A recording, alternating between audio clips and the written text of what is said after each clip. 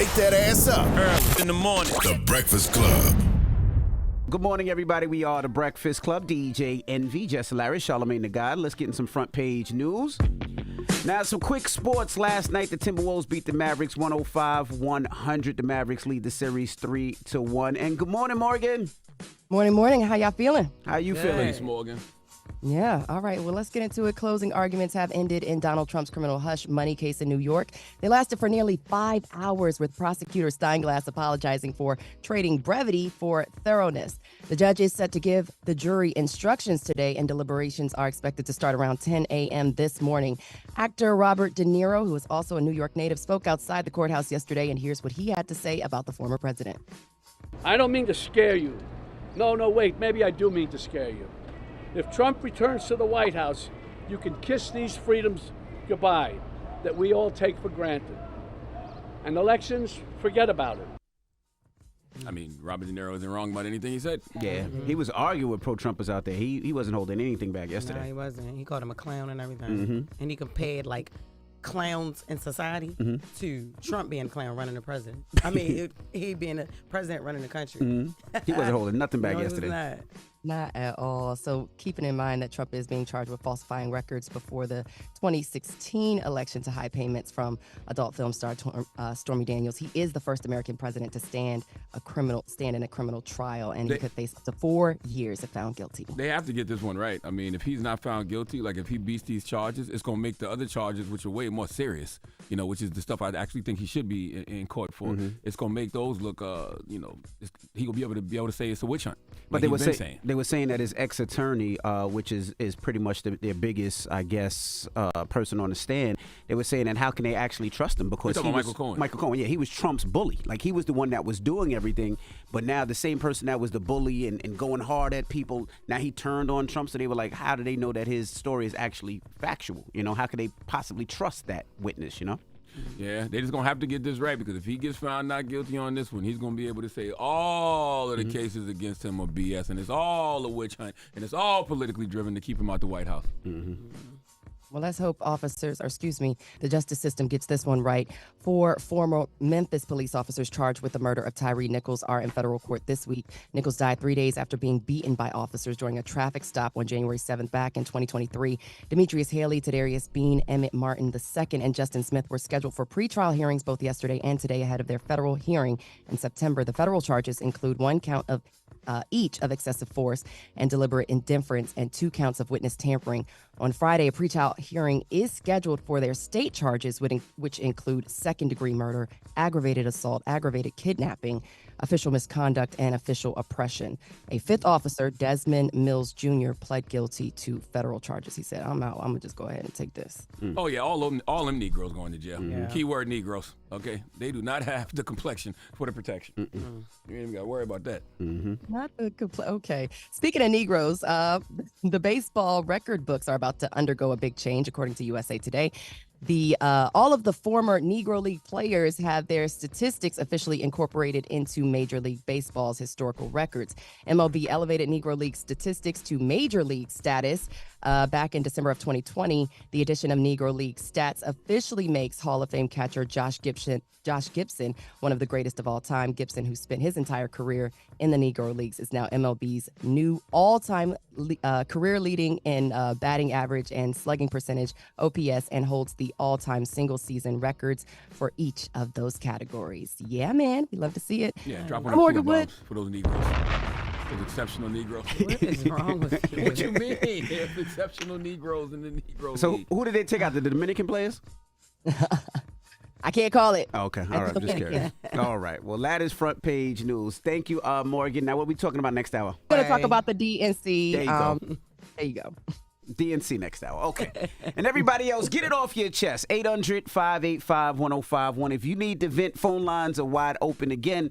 Get it off your chest. Let us know how you're feeling. 800-585-1051 is the Breakfast Club. Good morning. Wake that ass up. Early in the morning. The Breakfast Club. Morning, everybody. It's DJ Envy, Jess Hilarious, Charlamagne the God. We are the Breakfast Club. Let's get in some front page news. Good morning, Morgan. Morning, Morgan. Good morning, Morgan. The Democratic National Committee will hold a virtual roll call to nominate President Biden as the party's nominee before the Democratic National Convention in August. Now, the move is to ensure that Biden can get on the ballot in Ohio. The timing of the Democratic Convention conflicted with the state's deadline to certify the party's presidential nominee. Now, Democrats need to certify Biden by August 7th in Ohio, but the convention kicks off on August 19th. Republican lawmakers in the state have been reluctant to pass the bill to shift the deadline without a vote on unrelated campaign finance legislation. Meanwhile, several community groups are trying to get the attention of local and national officials before the convention comes to Chicago this summer. Dozens of protesters rallied outside of the 18th District Police Station in Chicago to express their thoughts. Here's one of them. There are tens of thousands of people will be in Chicago to march on the Democratic National Convention to tell the Democrats no business as usual. We will not be bullied into voting for a party that's supporting a genocide. Now, after the rally, those groups, the group of protesters, they marched to Governor Pritzker's house and said they will be ramping up their political pressure as politicians, as of August and the DNC approaches. Mm-hmm. Moving on, a young girl's reaction is going viral after her mother was accused of stealing a pair of Montclair glasses in New York. Let's roll the audio on that. And here's a trigger warning, too. The child is disgruntled. She's pretty upset.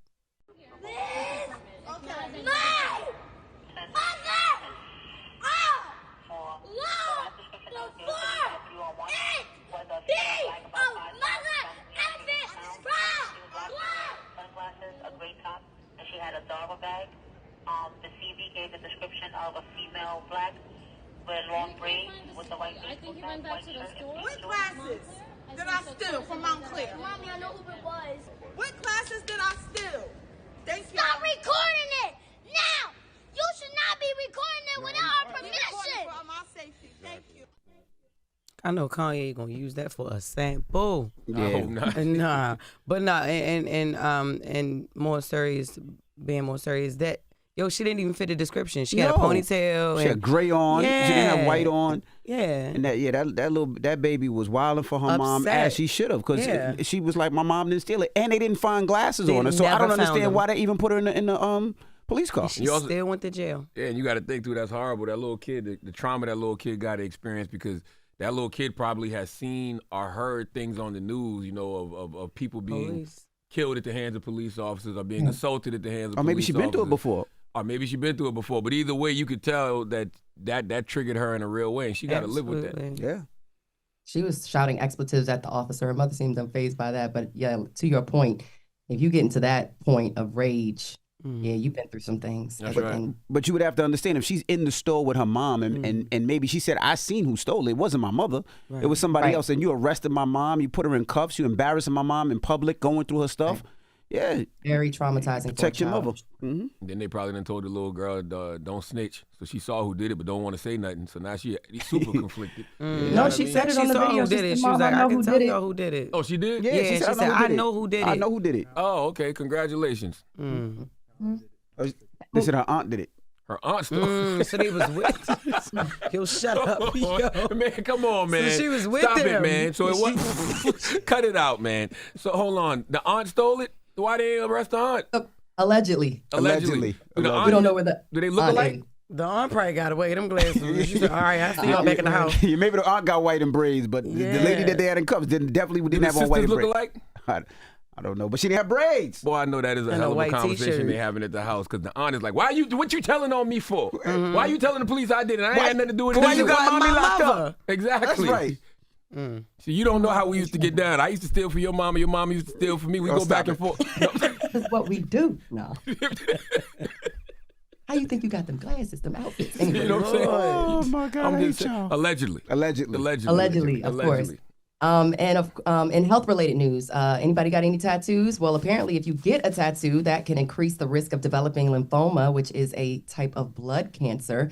A new study out of Sweden found that people who had a tattoo of any size, it only has to be one, had a 21% higher risk of getting the blood cancer. Now, the risk was highest among those who gotten their first tattoo within the past 2 years. So maybe some new ink out there or something. Nah, this is actually great for me, because my son, who's about to be 21, wants a tattoo.